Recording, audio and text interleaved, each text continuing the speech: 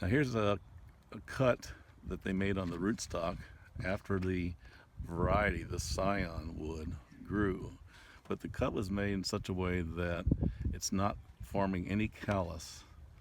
So this is a tree I would not even consider buying, so I don't need to even look at the rootstock.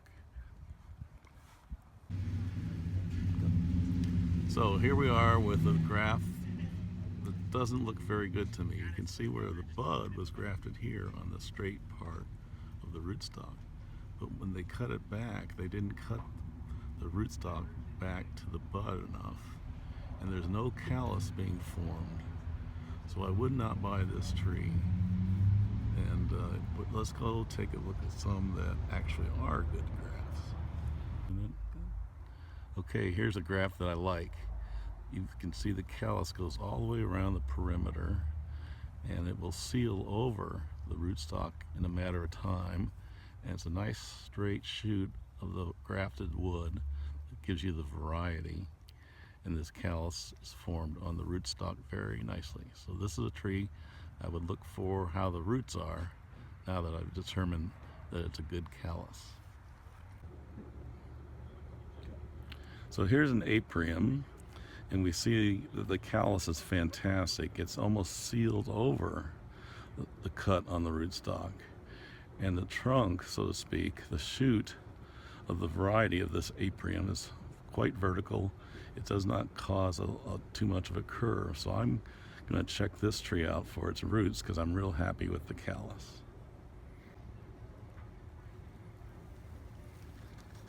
Now here's the rootstock at the aprium.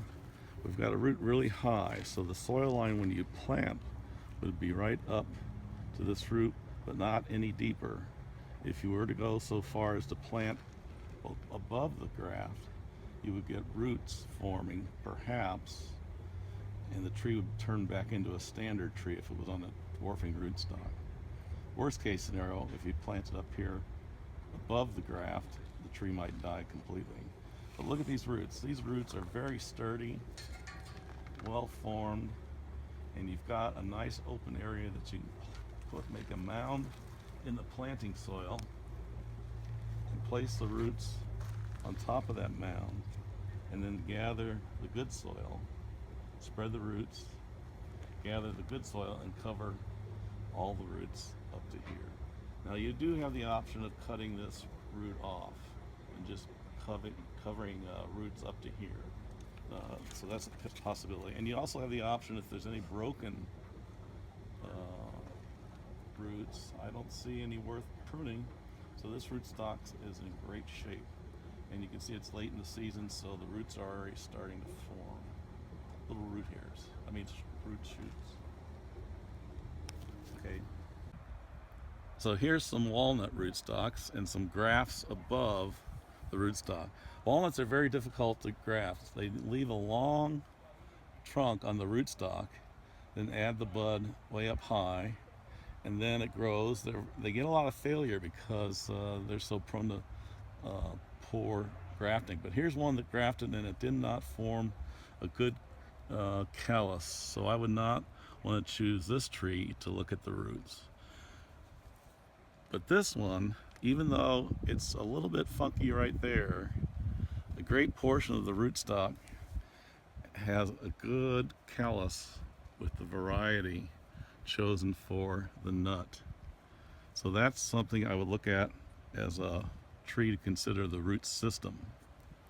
So here's the walnut tree that at least has a good graft on it and a nice callus. Let's pull it out and see what the root system looks like.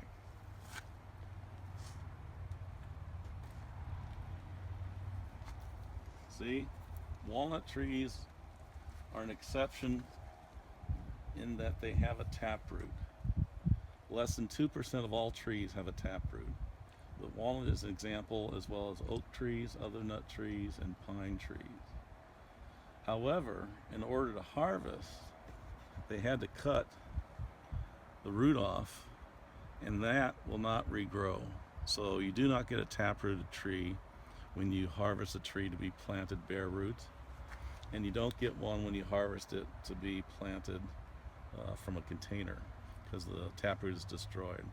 But you can see the massive amount of roots on this tree. They've all been clipped good enough that you don't have to recut. But remember, you don't want to plant too high. You want to have the soil level when you put it in the ground about a little bit, an inch or so above the first root.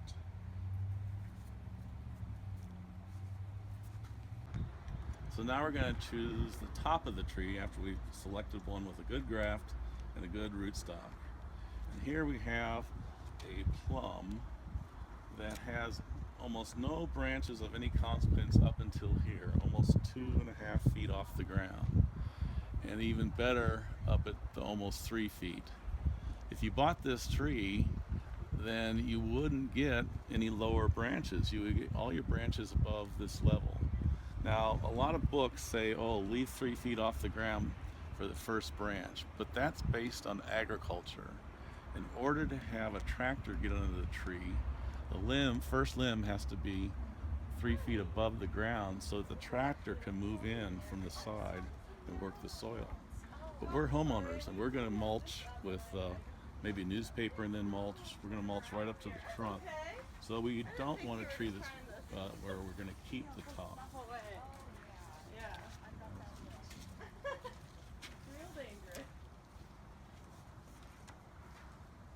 That's not a citation. Okay, here's another tree, a little bit odd.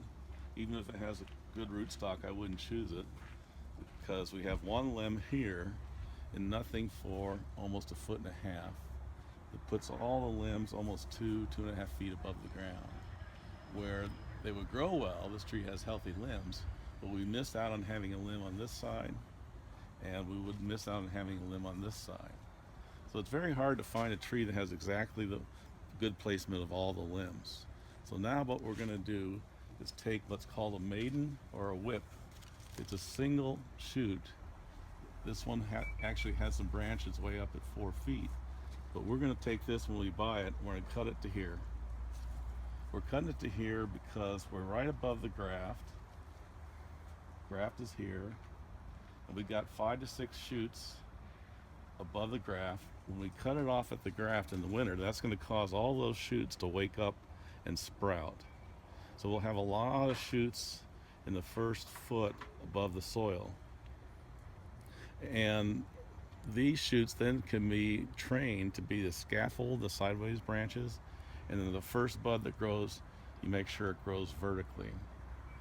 This is called pruning a maiden. Now the ironic thing is, you buy a tree for $40 or $30 or $20. You've just cut off 2/3 of what you just paid for. But you got to do that in order to force limbs from where you want them to be.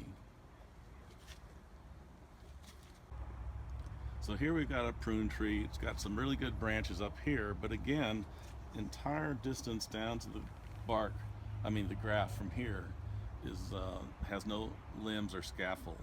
Again, I would tend to cut this off down much lower to cause the buds below it to sprout out and be able to choose limbs. Now I've done this before, and that means that some of the limbs come out just 6-8 inches above the ground and grow. And then I got fruit on my apple tree, and it was so heavy that I picked the apple when it was sitting on the mulch. Well, that means you have to bend over for your first crop. But as the tree grows, you get fruit higher and higher in the tree. And if you don't like the lower branches, you just cut them off in the summer. Now, this tree looks pretty decent, but it's again something I would cut the top out of. What happens when you buy mail orders? You get no choice. You get really raggedy limbs like this one. The limb is coming out one direction, and there's one facing here, and they're crossing over. You get these other limbs that are, in the same odd shape. You get no shoots down below. You have no choice over the graft. Here's a graft that has no callus. So I don't buy mail order at all, because they just pull everything out of the ground and give you whatever they get pulled.